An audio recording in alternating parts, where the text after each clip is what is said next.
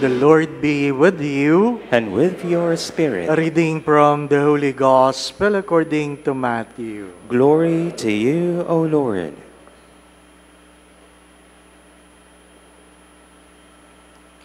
At that time, Jesus exclaimed, I give praise to you, Father, Lord of heaven and earth, for although you have hidden these things from the wise and the learned, you have revealed them to the childlike. Yes, Father, such has been your gracious will. All things have been handed over to me by my Father. No one knows the Son except the Father, and no one knows the Father except the Son, and anyone to whom the Son wishes to reveal himself.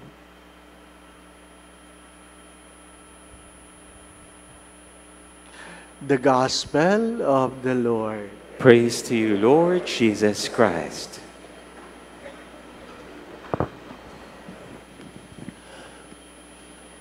You all know that Steve Jobs died of cancer.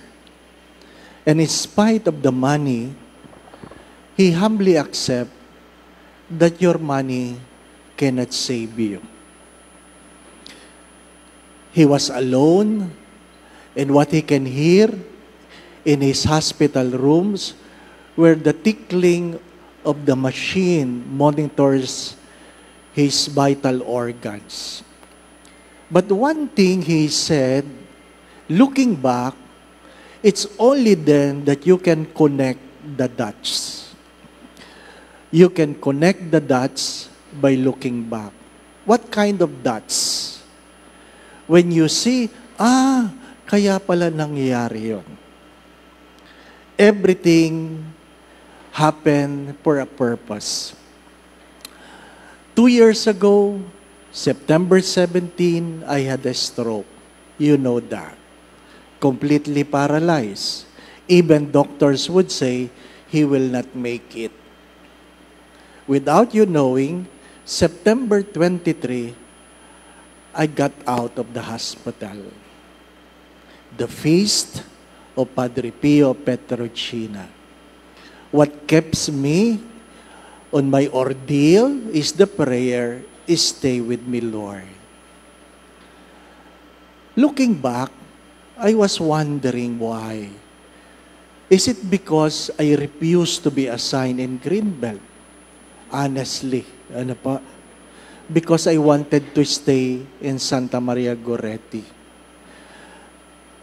I have to confess that even though sometimes I'm talkative, I am a person that gets sapped or energy gets sapped when I am in front of people. Because I am introverted. I am introverted. Pagkatapos ng mga misang maraming tao, gusto mo humiga na lang kasi naubos lahat. Kaya ang biyaya ng pandemic para sa amin yun. Walang tao eh.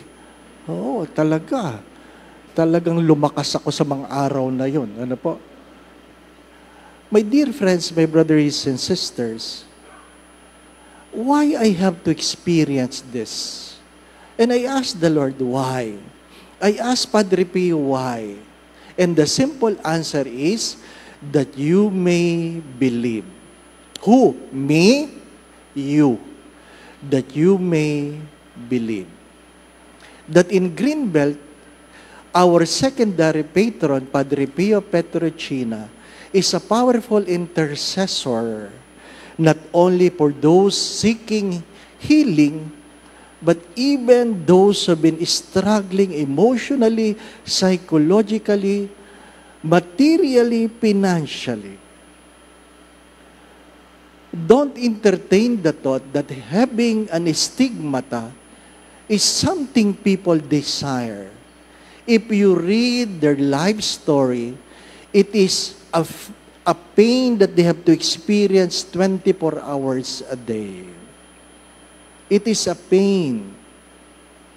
Kaya nga, kahit sina Santa Teresa ng Avila nagsasabing, hindi ito tungkol sa kabanalan. Ito ay pakikibahagi sa kasalanan. Maganda lang sa forma, di ba no?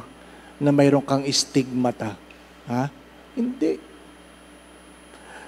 That we participate. Yesterday, we enthroned the image of Our Lady of Nuestra Señora de la Rosa, the mystical rose, a woman that points her finger to Jesus, who is in the center of our celebration. Padre Pio points his finger to Jesus. If you look up, forgive me, if you look up, you will notice the design of our ceiling as if rays and graces comes from above. That when you enter this chapel, God assures you that you will experience the shower of blessing. What was written? From the word of St. John, chapter 10:17, "My Father loves me because I lay down my life." You can never be wrong in obedience. As I have said, suffering doesn't mean you have sinned. Suffering is something you have to experience, that someday you will experience the glory of God. Kaya wag niyong tatakbuhan. Ano pa? Wag niyong tatakbuhan. Someday, my dear brothers and sisters, this place will be a place where people come. I'm just preparing the place. It is a place where people come and find refuge and solicitude and even solitude in the midst of God. You don't have to say something. You simply need to come and allow the Lord to embrace you. Allow the Lord to embrace you. When you realize the truth that God will always stay with you when you allow Him. What are the readings trying to tell us? You have nothing to boast, and you can never boast of anything. Your money is nothing. You can never buy the grace of God. Ano sabi ko lately? If you have 100 problems, I hope you don't have. But if you have, the moment you get sick, you forget all your problems. And you will have only one problem, your health. Your health. You can never boast about your money, about your position, even about your talent. As I've said, even doctors get sick. Even doctors get sick. My dear friends, my brothers and sisters, to whom shall we go? We shall go to Jesus. And what is the magic word? Lord, kung ipahihintulot mo. If you wish it. That's the prayer. When you come before God, you never come with your money, with your talent, with your position, with your friends. Kahit meron ka pang alalay na pumunta dito, hindi yun papansinin ng Diyos. Ano pong natutunan ko na ako'y na-stroke? Kahit gaano kadami ang iyong kaibigan, kahit kaibigan mo yung doktor, kahit nandun ang kapatid mo habang ikaw ay naghihingalo, maghihingalo kang solo. Ano pa? Solo ka lang. Ano pa? Ang magagawa lang nila, tingnan ka. Buhay pa. Di ba na? Do not forget that. Maghihingalo kang solo at mamamatay kang solo. Hindi totoo yung sasama ko. Walang sasama. Ano pa? Don't boast. For everything is a gift. Everything is grace. As I always say this, everything is a gift. everything is grace. So when you come before God, simply say, Lord, if you wish it, kung ipahihintulot mo, mangyayari ang kalooban mo. Amen. Ang lahat ay biyaya. Ang lahat ay galing sa Diyos. Huwag niyong kakalimutan yan. Ano po? Minsan naglalakad po ako, sabi po ng isang buntis, hawak-hawak ang kanyang tiyan. Sabi niya, Father, thank you for the baby. Sabi ko, ayusin mo. Ano po? Ano po? Siya po yung isa sa nagpadasal na 10 years nang hindi magkaanak. Ano po? Hindi galing sa akin ng baby. Ano po? Galing sa Diyos. Ano po? Some of you would come and say, Father, thank you for healing me of my cancer. Hindi ako. Hindi ako. Ano po? All our fingers point to Jesus. And we have a great intercessor, Padre Pio Petrocina. One of the questions, paano kung hindi ka gumaling?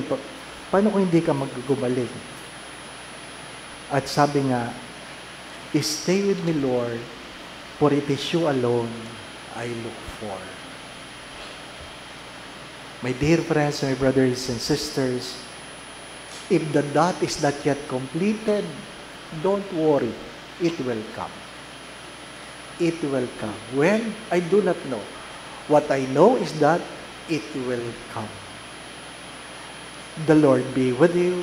And with your spirit. Bow your heads and pray for God's blessing.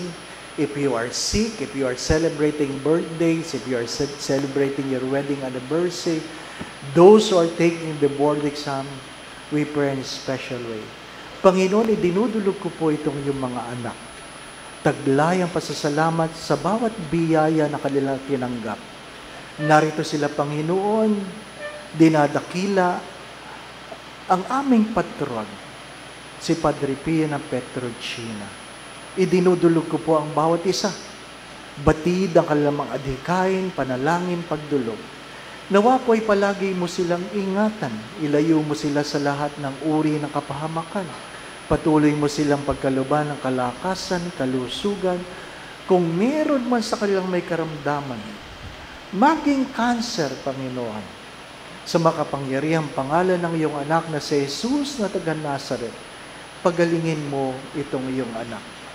Sa makapangyarihang pangalan ng iyong anak na si Jesus na taga Nazaret, palayain mo siya sa karamdamang ito.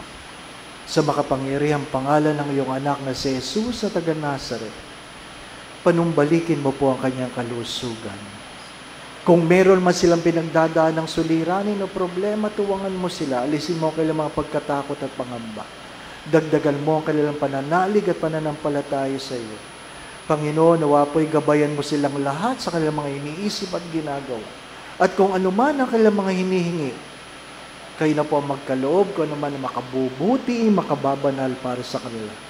Nawa po sa tulong at panalangin ng mga banal, lalong-lalo po ng mahal na Biren ng De La Rosa, ang iyong ina, si San Jose, ang tapat niyang esposo, ang aming patron, Padre Pio ng Petrocina, pagpalain mo po ang bawat isa, sa ngalan ng Ama, Anak, Espiritu Santo. Amen. Pag uwi po ninyo, mayroon pong giveaway ang chapel, ano po, Insimada yata. Mamon. Bawal sa akin kaya hindi ko tinanong Ano po? At saka, meron pong, tawag dito, pouch, ano po, in celebration of our feast day in honor of our patron, Padre Pio Petrocina. Ano po? We have celebrated the Eucharist. You now go in peace to love and serve the Lord. Thanks be to God. Happy Fiesta. Happy Fiesta.